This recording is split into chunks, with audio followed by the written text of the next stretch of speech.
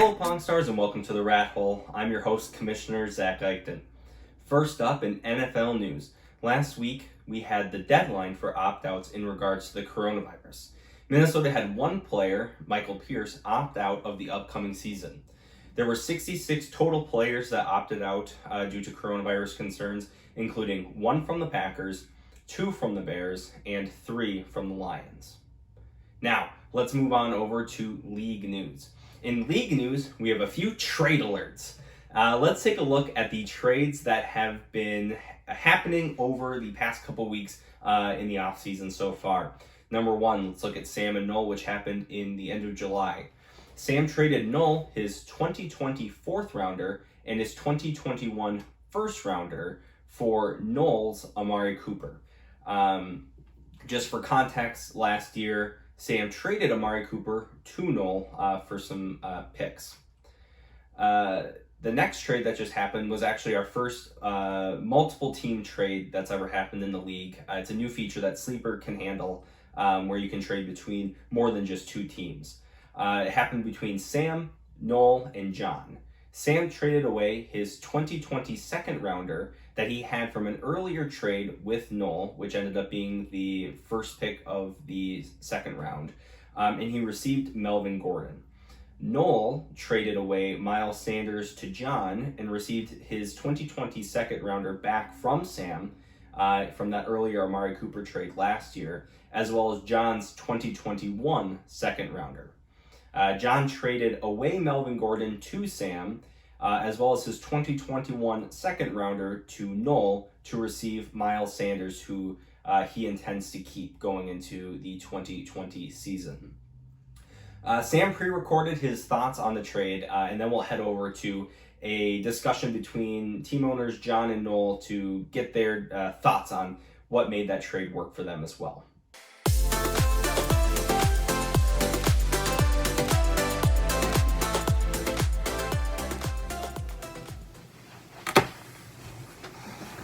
Thank you for coming. Effective this morning, Google Team Names has acquired running back Melvin Gordon from the Rock Popsters in a three-team trade over the weekend. The three-team trade has the Google Team Names acquiring Melvin Gordon from the Rock Popsters while sending the first pick in the second round of the 2020 draft back to Randy's Donuts. As a franchise, we at Google Team Names are very excited to welcome Melvin Gordon to our team and have subsequently agreed to terms to tag Melvin Gordon as a keeper before this year's draft. Melvin has been a great back in the NFL, and we think the retooled Denver Bronco offense is a great fit for his talents. We at Google Team Names are also very excited that we still have a pick in the second round. We gave up the pick that we had traded Randy's Donuts for late last season. We believe that this move is going to help us build for the future and will help us accomplish our goals for this season. We decline any further questions at this time. Thank you for coming.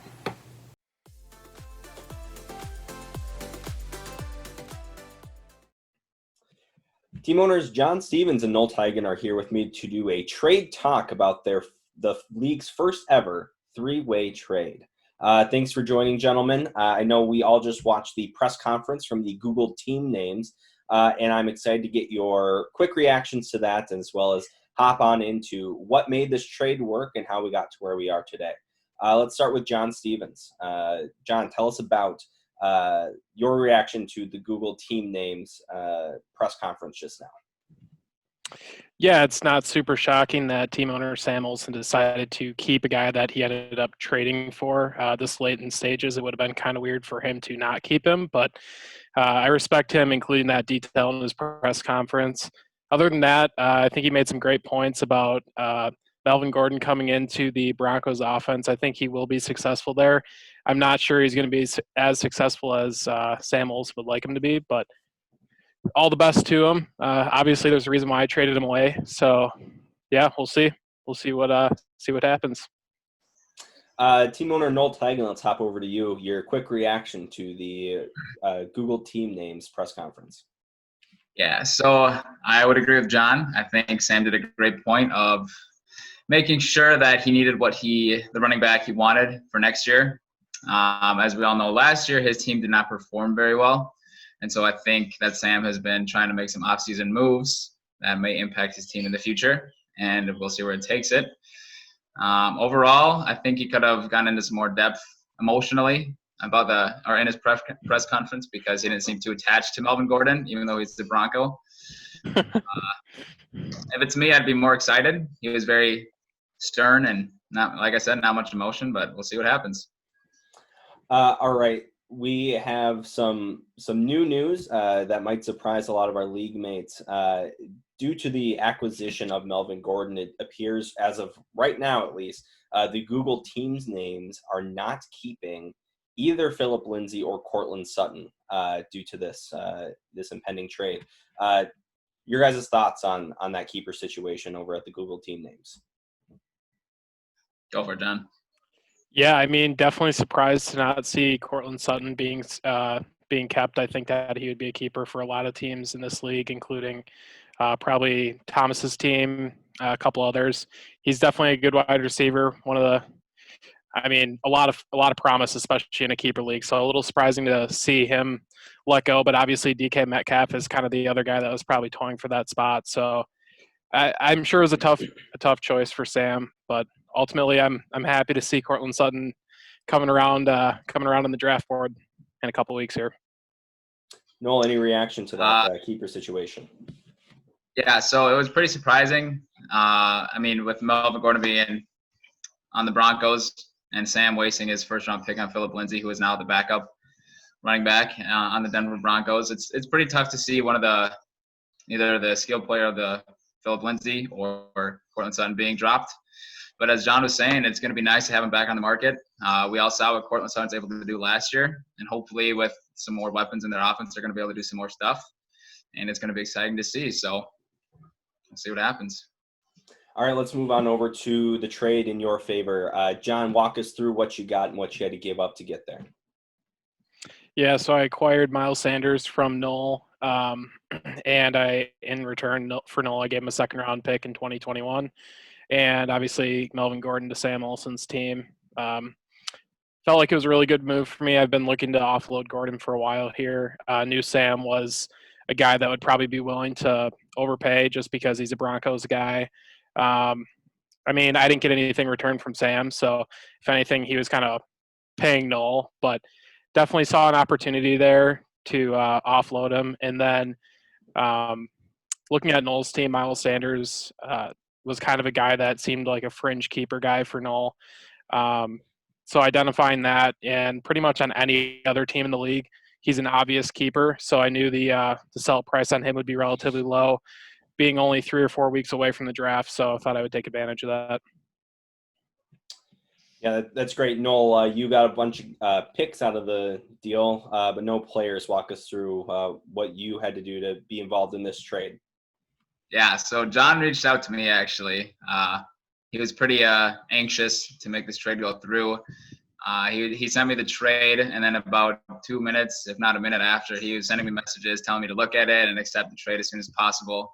And then once he wasn't hearing anything from Sam, he actually had me text Sam, so Sam would accept it as soon as possible. However, I had to deter a little bit. John only wanted me to give him Miles Sanders, while I was only getting 1 second-round pick from Sam. However, as John was saying, as Miles Sanders is a keeper, I needed some more than that. We all saw what Miles Sanders was able to do last year. He had multiple 25-point games, if not a 30-point game one time. And with their Eagles offense being healthy, unlike they were at the last half of last year, he's going to be explosive. That's all you can say about him. He's small, but he's quick, and he's going to do some damage. So it was tough to see him go, but as John was saying, I couldn't keep him as a keeper. Unfortunately for me, I have some better players. I feel so bad for you. I feel terrible. I know, it's tough. It's tough. So we said our long goodbyes, our good old Minnesota goodbyes, took an hour or two. But in return, we got 2 second-round picks. I got my second-round pick back this year from Sam, and as John was saying, I got his 2021 second-round pick, and so I think it sets us up pretty well. Wonderful. Any other things you want to bring up before we end the trade talks here?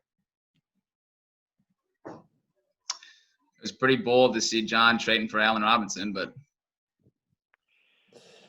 yeah, I'm sure you'll see that interview later, but I felt like I had a really good core of 3 guys, Noel, and I saw the opportunity to lock in 2 other guys. Took a very similar approach with Allen Robinson. guy that for Zach's team was probably a fringe keeper, but on most other teams he would definitely be a keeper. So I was making moves late Sunday night and feeling a lot better about my team this morning. And all I really had to give up for it was a 2021 first rounder. So I think that's well worth the price of a top 10 wide receiver and a top 10 running back. So Top 10 receiver, huh? Yeah, I don't know absolutely. if you I love top the 10 on I love the first round happens. pick. Thanks for joining us on Trade Talk, boys, and we'll talk to you soon. Sounds good. See you later, boys. Thanks.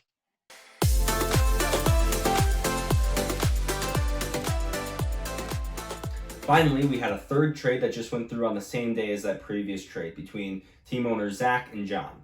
John traded away his 2021 first rounder for Zach's 2021 second rounder, as well as Allen Robinson, who he also intends to keep going into the 2020 season. We also had a discussion between those two team owners, and we'll head over there now.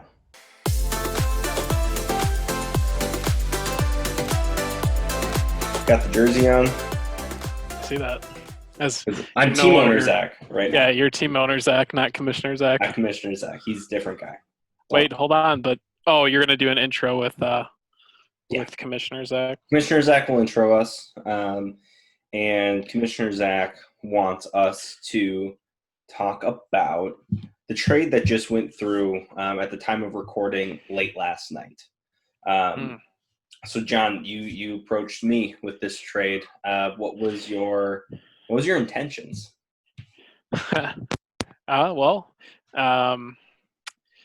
I was looking for players who are kind of fringe guys on people's teams that they're on, but definite keepers in terms of league status. So as you'll either already know or soon find out, I also made a trade for Miles Sanders, who is in a similar situation on Noel's team. And Allen Robinson on your team was a guy who I identified as being a kind of fringe keeper because you already had Tyler Lockett and DeAndre Hopkins. Yeah. So Allen Robinson, widely considered to be I would say he's probably a fringe WR1 to WR2 going into this season. And you appeared to kind of already have for sure a wide receiver one in DeAndre Hopkins, and then potentially kind of a similar situation guy as Robinson in Tyler Lockett. So yeah, I identified that. Wasn't really willing to give up a ton. Knew that you wouldn't really be looking for a ton because it was probably a guy that you weren't going to be able to keep anyway. Right. So yeah. Yeah, when you texted me, trade me Robinson, I was like, all right, like, yeah, absolutely, let's do it. Because up to that point, I had been trying to figure out, is it Robinson or is it Lockett? I think Robinson has a bit better hands. Lockett has a better system. I'm kind of back and forth between these two guys. They're both pretty much the same player in my view on, floors and ceilings and all that stuff. Obviously, I think Russell Wilson is a better quarterback than who Allen Robinson has. But Allen Robinson's just a little bit slightly edged on the player. So I was really back and forth, and I love draft picks. So tried to get your first round this year, but that would be a tough swing. I knew, but you had, like you said, you just traded away your second round draft pick for next year. Yep. So I figured that could be something that sweeten the pot a little bit for you. Depending on where you finish versus where I finish next year, I'm hoping that first round draft pick will have, a big value because it's going to be so close to the beginning. Based on your team, I don't think your team's going to make it compared to mine, and I think you'll have some good value out of that second round pick as it comes around, right at the front of the second round next year. Yeah, I'll definitely be rooting for both of our teams to do well, because if that's the case, I will be giving up a late first rounder for an early second rounder, which will make it a very good trade for me. So yeah, I'll be rooting for the Gluten Freaks this year. Yes. It'll definitely be it'll definitely be nice if we can both be in that like top 3 or 4 positions come the end of the season, and I'll only be downgrading by a couple of picks. And like you mentioned, I just got rid of my my second pick earlier or second round pick in 2021 earlier in the day. So I was happy to just do it as a swap as opposed to losing a pick altogether, just because I had already lost a 2021 pick. So yeah, happy with the deal overall. I'm really excited to see where this trade takes me next year. Like I said, I wasn't going to keep Robinson or Lockett, so you made my life much easier, and I don't really Yeah. have to choose anymore. That was really helpful. So thank you. Yeah, I think it definitely helped us lock in our keepers for sure, because I was, as we kind of talked about last week when I was on, I was feeling good about like 3 or 4 of my guys and wasn't really able to lock in a 5th guy yet. So this made it a no-brainer now. So looks like both of us will be keeping just wide receivers and running backs. So that we'll see how that strategy pans out. I think it's going to benefit our teams in the long run, but Mm, we'll let all those other sure. people keep their quarterbacks. Yeah, there's plenty of quarterbacks left. Exactly. Alrighty. Well, good trading, and I'll talk to you on the flip. On the flippity flip.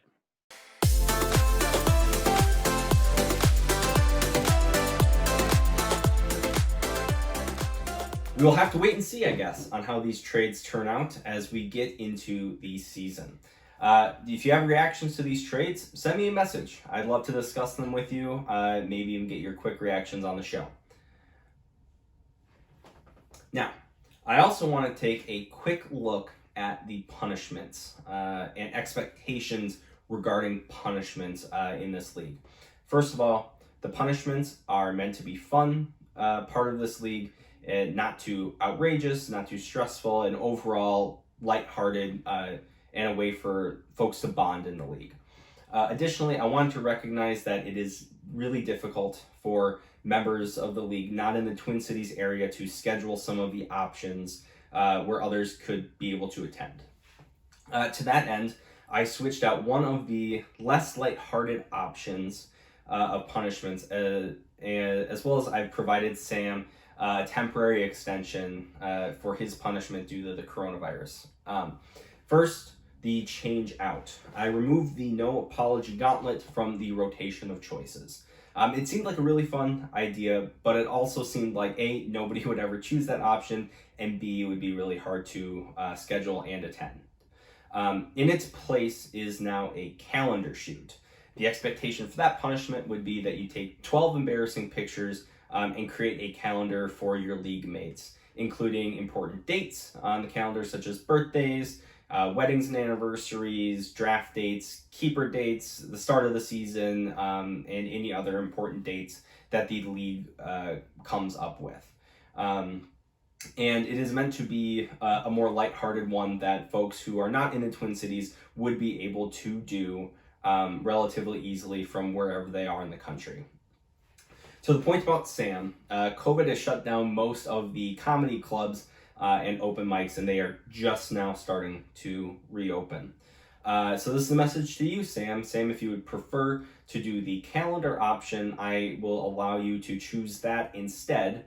If not, we will look forward to an open mic by the July of next year.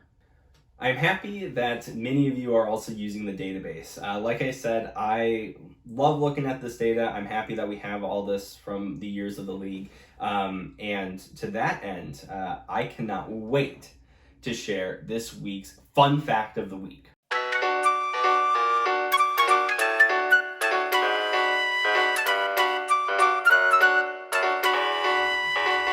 This fun fact of the week is brought to you by Matching Numbers. Over the 5 years of regular season that this league has been around, the record of 8-5 has been achieved by 8 teams. That's right. It accounts for 22% of all league finishes over 5 years, where 8 teams have finished with an exact record of 8 wins. That record is only outperformed by a record of 6-7, which occurs 28% of the time, compared to the 22% of the time for an 8-5 record. And that has been this week's fun fact of the week. This week, I also had an opportunity to travel down to Bloomington, Minnesota, to interview team owner Drew Mahowald. It was an enlightening talk, so let's head on over to that interview now.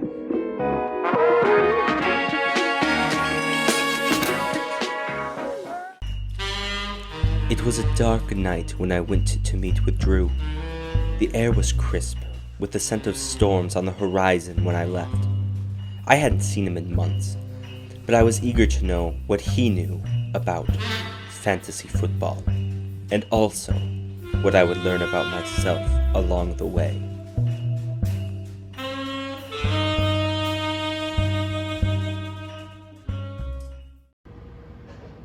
Drew Mahowald, thank you for having me here in your lovely house that I have not been to.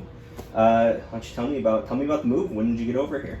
Yeah, started the lease in June. It's a house. I will say that it is a house. That is the utmost compliment that I will give this place. Better or worse than the Carrot? Worse than the Carrot.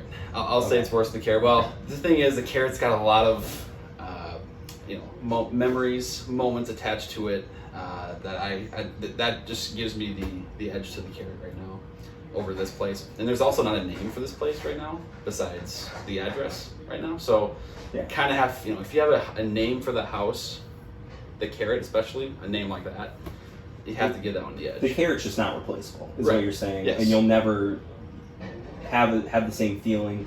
You peaked in college is sort of what you're saying. Exactly, yes. I Okay. peaked in college, 100%. Great. Well, tell me about how you've been. Where are you working these days? Just give us a life update. Yeah, I work at Second Swing Golf.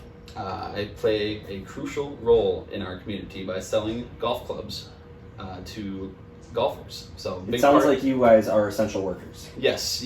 More or less, we are marked as essential workers, and were throughout the last few months, which is really nice for me personally and my finances. I still had a job, but no, it's good. That's the job. I've been doing that now for over a year and a half, so that was good. And I was this close to moving back to Watertown, South Dakota, and then I was offered that job, so that worked out. God. Yes, I know. A true blessing to not have to go live in South Dakota. I know we have several team owners who are unfortunate enough to have to live there, so it's wonderful that you were able to escape. Yes, of course. South Dakota molded me into what I am right now, but I'd like to stay away from some of the experiences that South Dakota has given me or not given me. That's wonderful. I think it's more the not giving you. That's probably focusing. Yes. But, Yes. let's get into the interview here. Yes. Let's talk about fantasy football. Last year, tell me first, just top line, how do you think your season went? I'm disappointed with the outcome, largely because I feel like I'm responsible. A couple of bad moves here there really cost me what could have been a nice run in the playoffs. There's a couple of trades that really come into my mind that I would love to have back.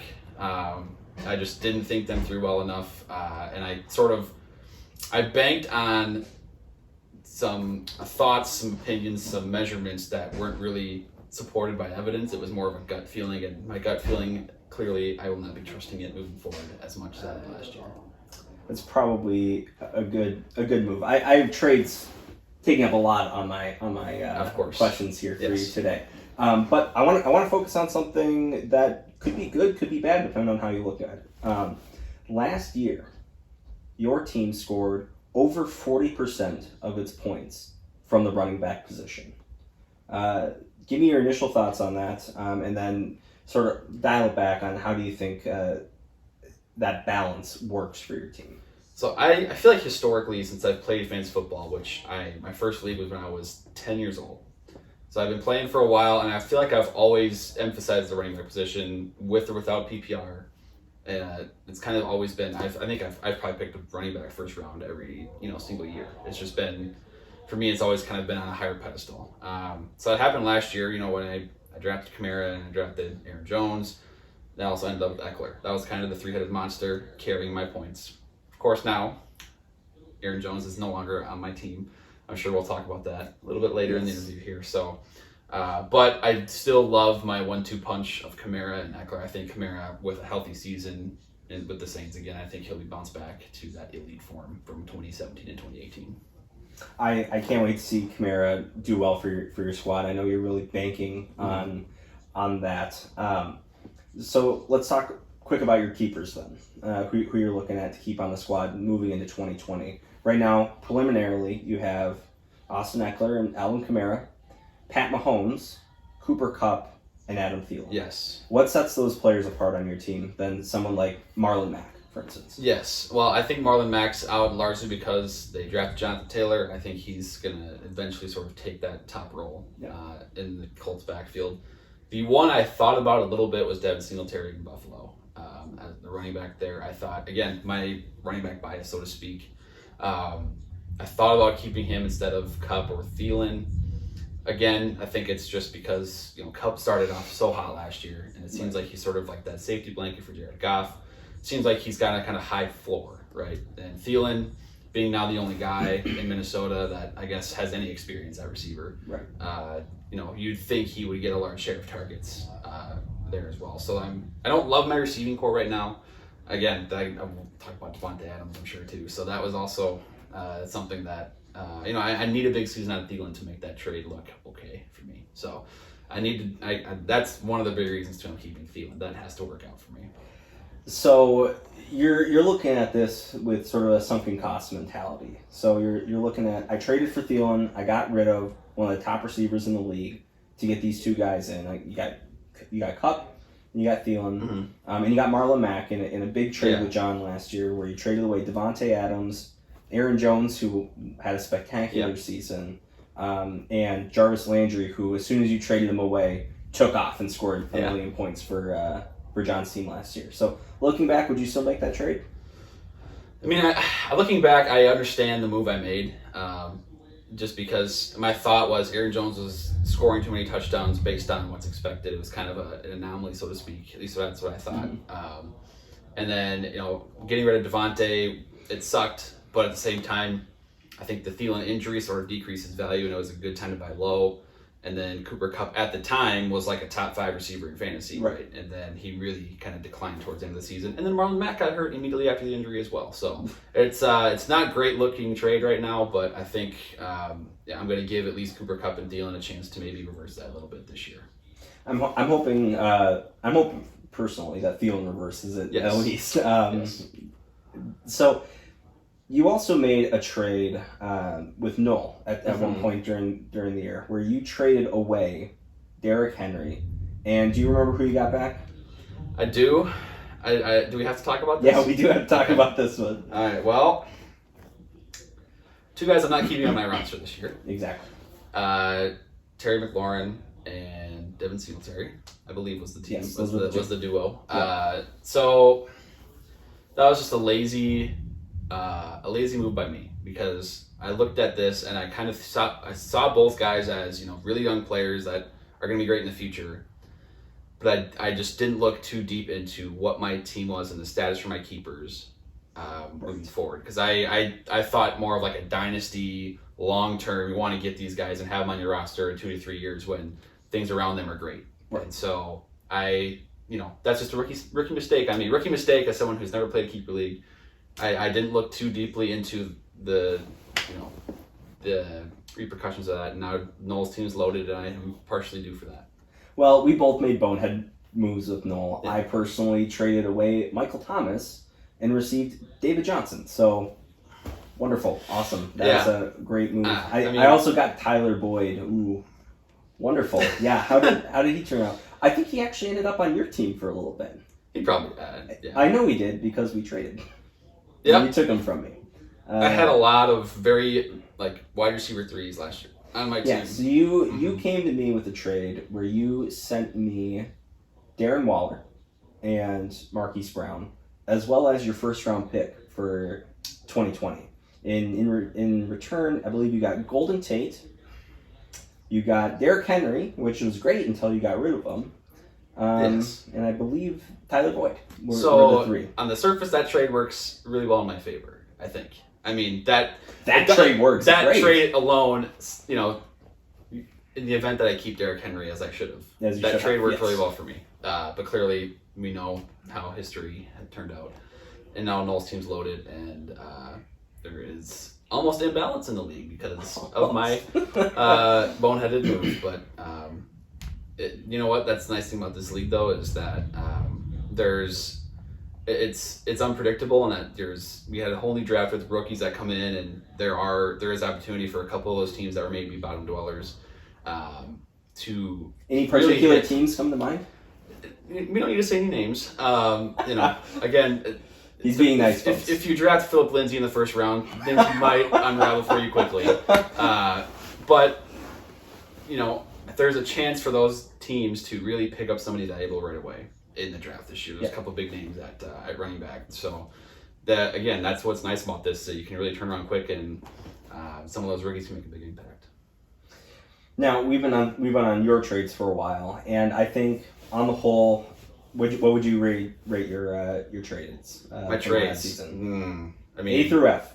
A through F. A a D. And the only reason it's not an F is because I think the door is still open on a positive return on the Thielen and Cup kind of wide receiver duo there. Yes, I think that is pretty appropriate. But I don't think that you were the worst trader in the league. I don't think that was your mark. I'll take that. Yes. I'll take that.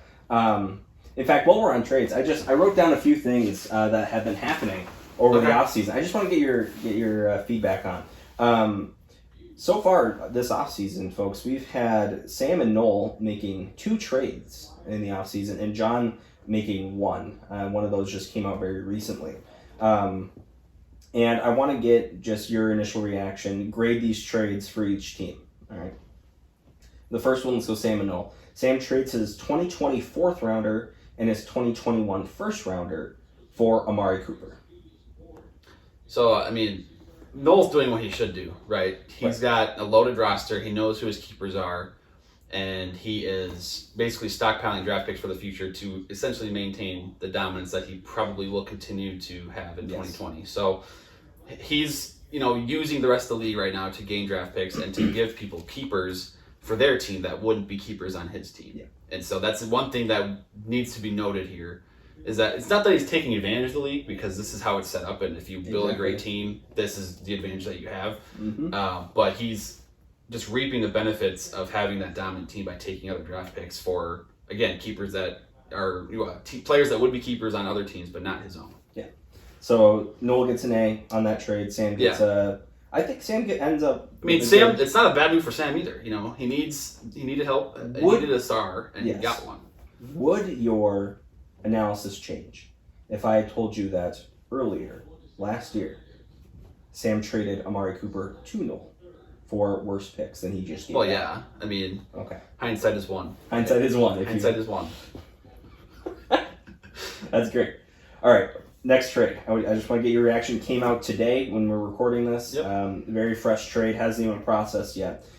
Sam trades away his 2020 2nd rounder he had from an earlier trade with Noel in that original Amari Cooper trade. He trades that back to Noel. Okay. And he receives Melvin Gordon from John.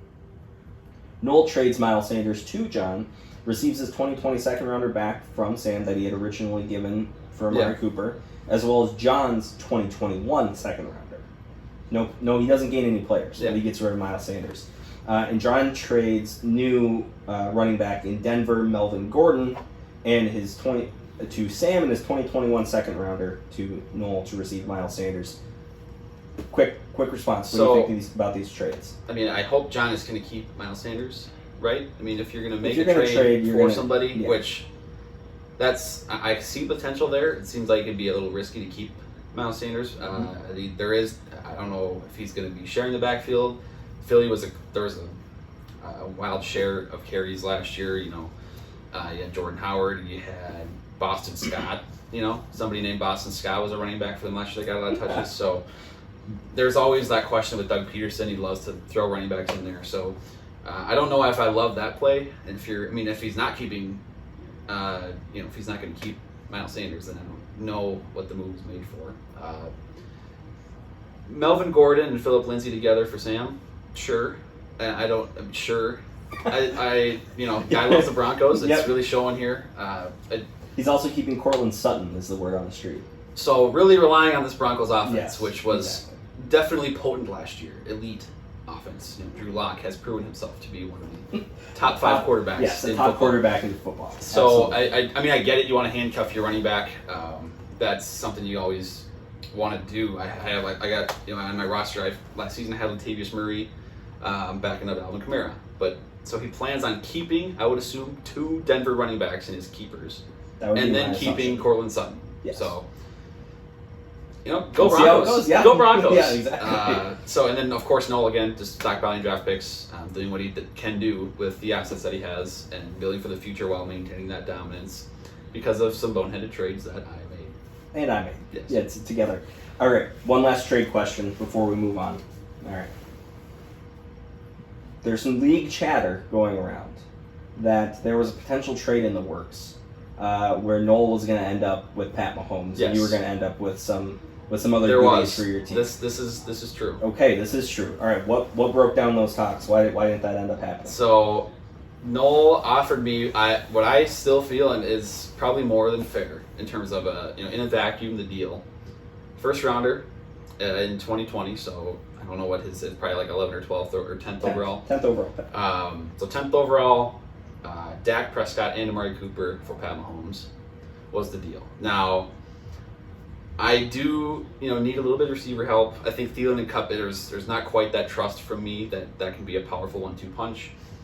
Replacing Cooper in there, I think would have been a good move and would have upgraded that. Adding a first round pick that I don't have now would have been great. Maybe even have a running back in that one, with that 10th overall pick, and then Dak is certainly no Pat Mahomes, but I think could have been ended second in overall for fantasy points last year. Yeah, for and quarterbacks. that offense too just added CeeDee Lamb. Like there's all kinds of weapons there. Yeah. There's no reason to believe that offense is going away. So I would keep probably a top 5 fantasy quarterback, upgrade at receiver, get a first round pick, and I'd lose Pat Mahomes. My first instinct was to accept, but I'm not going to give Noel that team. I mean, these would be his keepers, right? He'd have Pat Mahomes, Yep. Christian McCaffrey, Yep. Derrick Henry, Yep. Tyreek Hill, Yes. and Michael Thomas. So Unbeatable. I that is literally the only reason I didn't accept, is because I'm not going to create that much imbalance in the league. I'm not giving Noel a 13-0 season. So that is, that I guess that's what broke down those trade talks. Well, I appreciate it not having to Yeah. deal with a powerhouse team as much as it could have been. All right. Before we move on, we have a word from our sponsor. Our sponsor today is Skin Glue from Target. Skin Glue. For if you ever have an abrasion that needs to be mended. Skin Glue. Thanks for that. All right. Okay. You have... All right. In your trades, you got rid of your first round pick. Walk me through your drafting strategy for going into this year. No first round pick.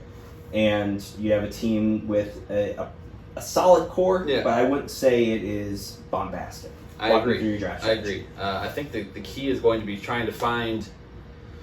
I think back to Kareem Hunt in 2017 with the Chiefs. He was a rookie, and I think there was maybe 1 or 2 guys ahead of him on that depth chart that seemed to be the favorites to get touches over him. One got injured, and Kareem Hunt kind of outplayed the other, and suddenly was a superstar fantasy-wise. Right. And so that's my thought moving forward, is trying to find that running back that's like that in this draft. There's a bunch of running backs. Obviously, I'm not talking about the Chiefs guy, Edwards-Helaire, but there's going to be some opportunities there. I think now you look at Washington, Antonio Gibson is one with Darius Geis being released. Adrian Peterson's old. There's a possibility there's a rookie, I believe, out of Memphis who is one that I'm looking at. Probably shouldn't be talking about these names, by the way, in this and totally telling people what I'm thinking. But that's You're just not going players until midway through the second round, so these aren't players that are going to be. Yeah, so it's these just, are players you that kinda, might be there, but probably will be there. Yeah, it's at this point where I'm at. I'm kind of trying to find these gems that maybe aren't expected to do a ton, but that's how you win in fantasy. You kind of get lucky with injuries, and you pick the guys that suddenly get a boatload of touches, boatload of opportunities, and then capitalize on them. All right. Last year you finished third place overall in the regular season. You had a big slide in the playoffs. What contributed to that? Good. Let's focus on the good in the regular season. What contributed to that first? Yeah. Well, how are you going to recapture that so you don't have that same playoff slide? The good in the regular season was a lot. Again, you mentioned the running backs. I mean, that was it. Aaron Jones, who was huge for me all year. Austin Eckler was fantastic. And then Kamara, when healthy, was good, but a couple of weeks too where Latavius Murray filled in and put up 30-something points. It was awesome as well.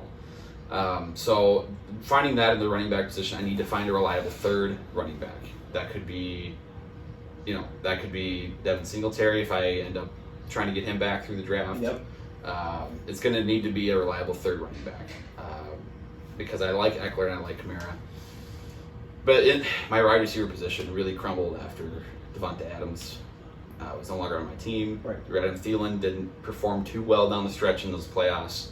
Cooper Kupp also kind of fell apart. So I need them to rebound to what they were weeks 1 through 6 last year, and I think I will like where I'm at.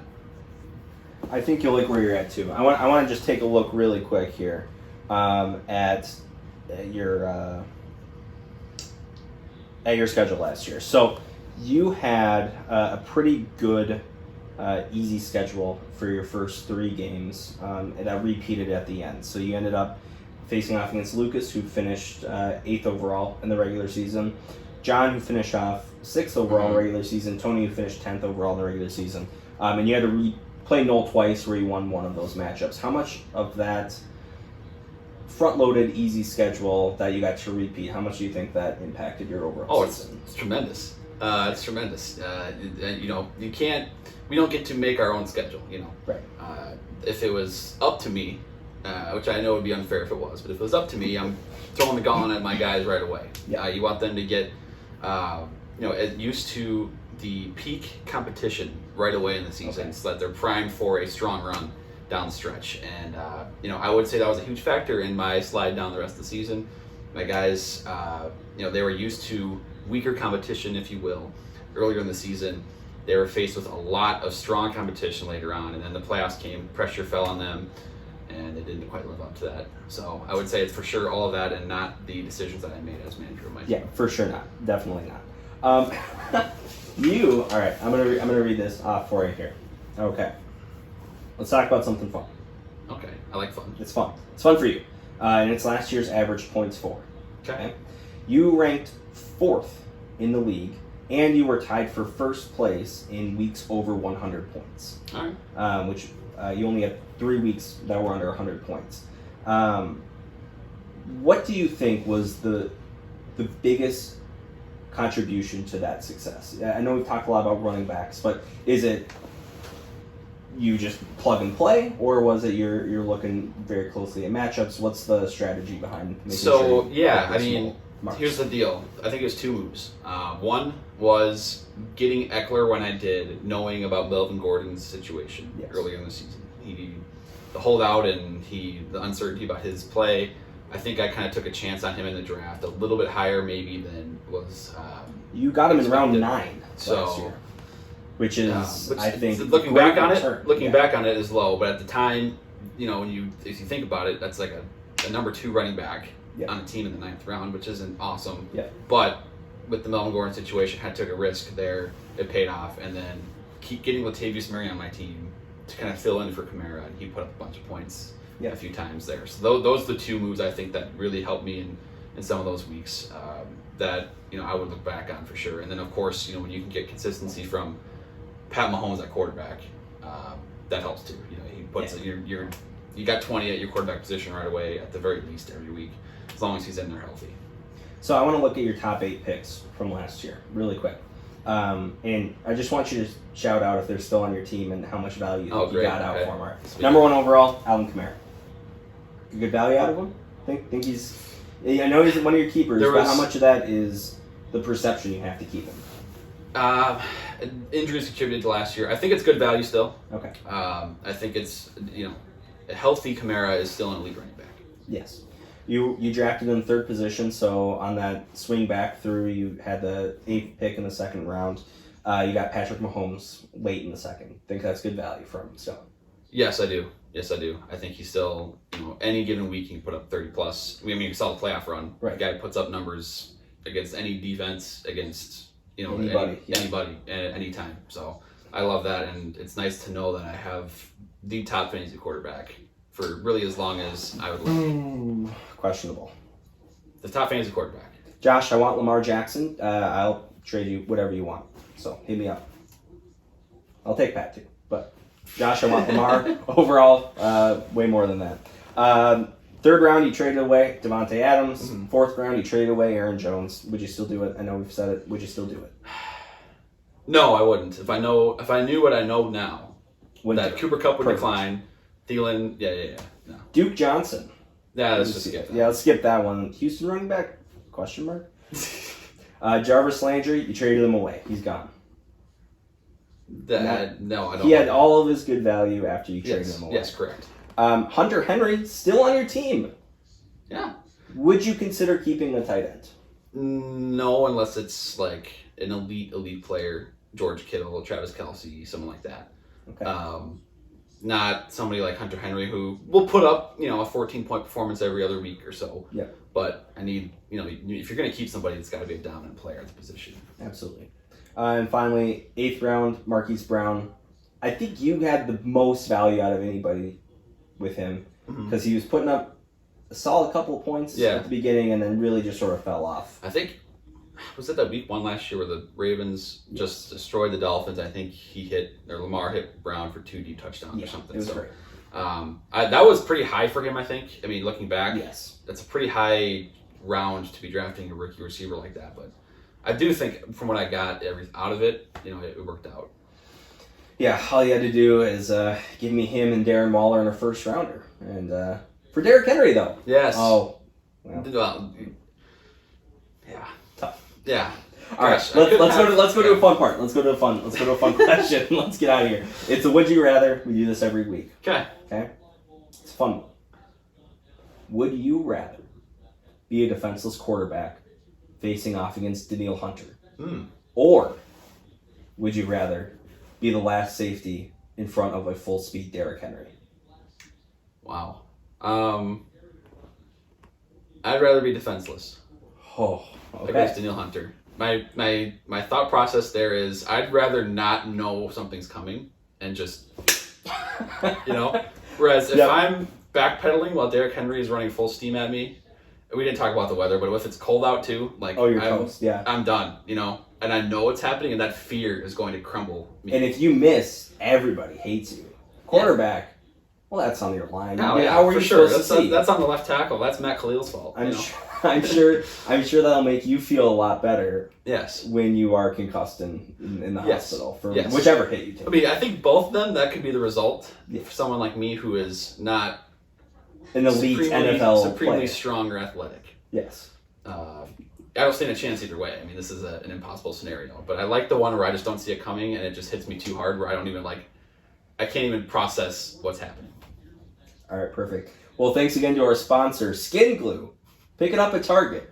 And thank you to my guest, Drew Mahowald, and thanks for hosting us here at your wonderful house. Wonderful house, yes, of course. Right. And cut. We're good.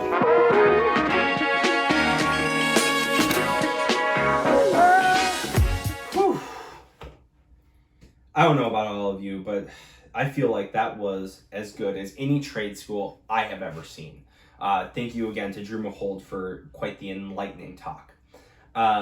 That's going to be it for this week's episode of The Rathole. Join us next week as we get even closer to that keeper deadline as well as the draft. I'm your host, Zack Eichten, and remember to vote.